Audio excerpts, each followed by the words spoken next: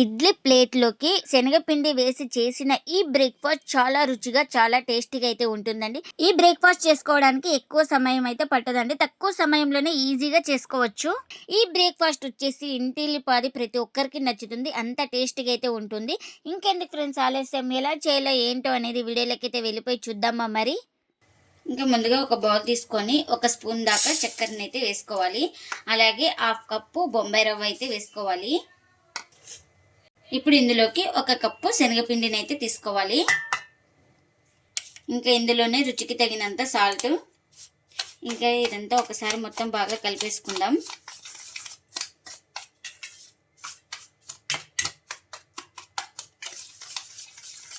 ఇక్కడ ఉండలు లేకుండా బాగా కలిపేసుకోవాలి. ఇంకా ఇలా మొత్తం బాగా కలిపేసుకున్న తర్వాత హాఫ్ కప్పు పెరుగును కూడా వేసుకుందాం. ఇంకా ఇప్పుడు ఇందులోకి ఒక స్పూన్ దాకా లెమన్ జ్యూస్ అయితే వేసుకోవాలి. ఇంకా నేను ఇక్కడ హాఫ్ లెమన్ అయితే పిండేసుకున్నా. ఇంకా ఇప్పుడు వాటర్ అయితే వేసుకుందాం ఒక కప్పు వరకు. ఇంకా వాటర్ కూడా వేసేసుకొని ఇంకా స్పూన్ తోటి బాగా కలిపేసుకుందాం. మొత్తం కలిసిపోవాలి, ఎక్కడ ఉండలు లేకుండా.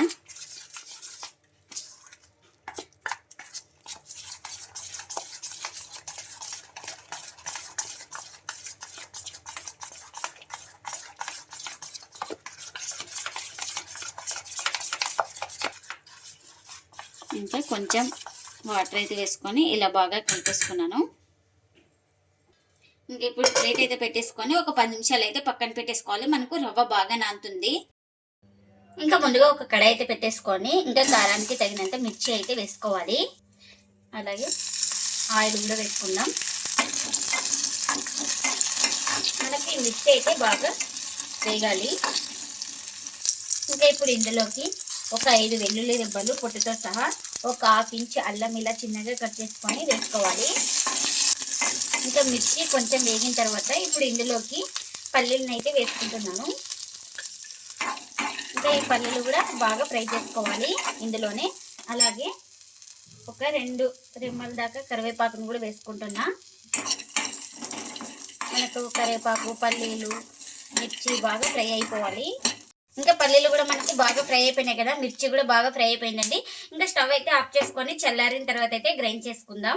ఇంకా చల్లారిన తర్వాత అయితే మిక్సీ జార్ తీసుకొని ఇంకా ఇందులోకి పల్లీలు, మిర్చి అవన్నీ వేసుకోవాలి. ఇంకా ఇప్పుడు ఇందులోకి రుచికి తగినంత సాల్ట్ని కూడా వేసుకుందాం. అలాగే కొద్దిగా వాటర్ అయితే వేసుకొని మూత పెట్టేసుకొని గ్రైండ్ చేసుకుందాం. ఇంక ఇప్పుడు గ్రైండ్ చేసుకున్న చట్నీని ఒక బౌల్ తీసుకొని ఇంకా అందులోకి అయితే వేసుకోవాలి. ఇంకా ఈ చట్నీకి పోపు కూడా పెట్టేసుకున్నాను. ఆ పోపును కూడా ఈ చట్నీలో అయితే వేసుకున్నాను. ఇంకా మనకు చట్నీ అయితే రెడీ అయిపోయింది. ఇంకా మనం ముందుగా ఇంకా ఇడ్లీ ప్లేట్స్కి అయితే ఆయిల్ అయితే అప్లై చేసుకుందాం. ఇలా ప్లేట్స్కి మొత్తం అప్లై చేసుకోవాలి.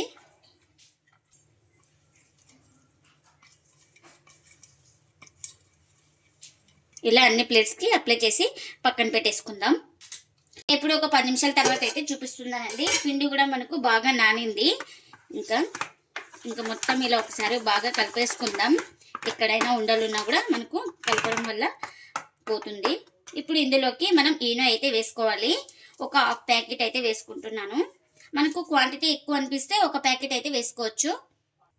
ఇంకా ఇప్పుడు కొంచెం వాటర్ అయితే వేసుకుందాం. ఇలా వాటర్ వేసుకోవడం వల్ల మనకు బాగా ఈనో అనేది బాగా మెల్ట్ అయిపోతుంది. ఇందులో మనకు ఎక్కువ క్వాంటిటీ తీసుకుంటే మనం చేసే దాన్ని బట్టి ఇంకా ఈనో ప్యాకెట్ అయితే ఫుల్ అయితే వేసుకోవాలి. నేను ఇక్కడ తక్కువ క్వాంటిటీలో చేస్తున్నాను కాబట్టి ఒక హాఫ్ ప్యాకెట్ అయితే వేసుకున్నాను. ఇంకా ఇప్పుడు ముందుగానే అప్లై చేసుకున్నాం కదా ఆయిల్ అయితే ఇడ్లీ ప్లేట్స్కి, ఇంకా మనం పిండిని ఫిల్ చేసుకుందాం. కొంచెం గ్యాప్గానే పెట్టుకుందామండి, ఎందుకంటే ఈనో వేసుకున్నాం కాబట్టి మనకు పొంగుతుంది. ఈనో బదులు మీరు ఇక్కడ వంట సోడాను కూడా వేసుకోవచ్చు.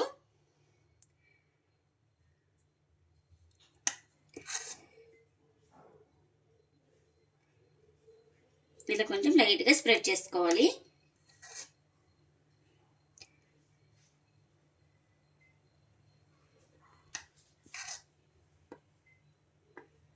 ఇంకా అన్ని ప్లేట్స్కి ఇలానే మనం పిండిని అయితే ఫిల్ చేసుకోవాలి.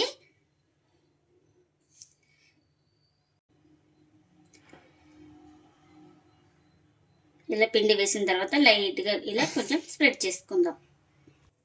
ఇంకా నేను తీసుకున్న క్వాంటిటీకి అయితే 12 ఇడ్లీస్ అయితే అయినాయండి. ఇంకా నేను ఇక్కడ ప్లేట్స్ అయితే స్టాండ్కి అయితే పెట్టేస్తున్నాను. మనం ముందుగానే ఫిల్ చేసుకున్నాం కదా, ఇంకా ఆ ఇడ్లీలు అయితే ఇడ్లీ స్టాండ్కి అయితే పెట్టేస్తున్నాను.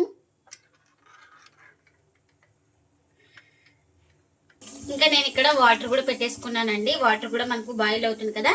ఇప్పుడు ఈ ఇడ్లీ స్టాండ్ అయితే పెట్టేస్తున్నాను. ఇంకా ఇప్పుడు మూత పెట్టేసుకొని 10 నుంచి 15 నిమిషాల వరకు అయితే స్టీమ్ చేసుకుందాం. ఇంకా 15 నిమిషాల తర్వాత అయితే స్టవ్ అయితే ఆఫ్ చేసుకొని ఇడ్లీ ప్లేట్స్ చల్లారిన తర్వాత అయితే బయటకి అయితే తీసుకున్నానండి. ఇంకా వీటిని ఇప్పుడు ప్లేట్లోకి అయితే తీసుకుందాం. ఇంకా ఇప్పుడు వీటిని అయితే ప్లేట్లోకి అయితే తీసుకుంటున్నాను. చూడండి ఎంత సాఫ్ట్గా అయితే వచ్చినాయో మనకి ఇడ్లీలు అయితే. చాలా ఈజీగా కూడా ఊడొచ్చేస్తాయండి. మీరు కావాలంటే ఇలా అయినా తినేయచ్చండి. నేనైతే ఇక్కడ పోపు అయితే పెట్టేస్తున్నాను ఇడ్లీలకైతే. ఇంకా ఒక కడాయి అయితే పెట్టేసుకొని 1 స్పూన్ ఆయిల్ అయితే వేసుకున్నాను. ఆయిల్ కూడా హీట్ అయింది మనకు. ఇప్పుడు ఇందులోకి ఇంకా జీలకర్ర ఆవాలు అయితే వేసుకోవాలి. ఇంకా పోపు వేగిన తర్వాత ఇప్పుడు ఇందులోకి ఒక చిటికెడు పసుపు అయితే వేసుకోవాలి. అలాగే కొద్దిగా కరివేపాకు. ఇంకా ఇప్పుడు మనకు పోపు అయితే వేగింది కదా, ఇంకా ఈ ఇడ్లీలు అయితే వేసుకుంటున్నాను.